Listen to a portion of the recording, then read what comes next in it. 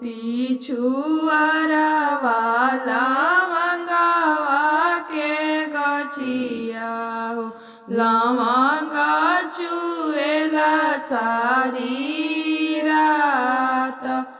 लवंगा चुएला सारी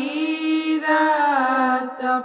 मोर पिछुआरा वाला मंगावा के गछिया हो लवंगा चुएला सारी रात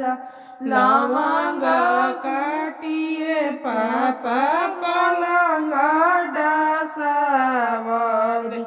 रेशम के ओरा चलाई रेशम के ओरा चन लगाई ताही चढ़ी सुतलन दुल्हा कवन दुल्हा जवरे कवन दुल्हीन साथ जवरे कवन दुल्हीन साथ ओते सूत ससुर जी के दियावा मोरो देहा गरमी बहुत मोरो देहा गरमी बहुत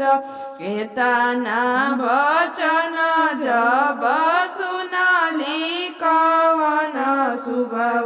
छोड़िए बुआइलो हे रात सुताट छोड़िए भुइया जात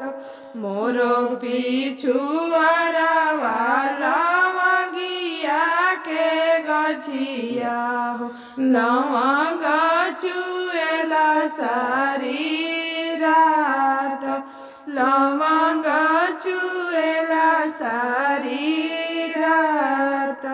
लवंगा काटा चाचा पलंगा डासावल रेशम के ओरा चन लगाई रेशम के ओरा चन लगाई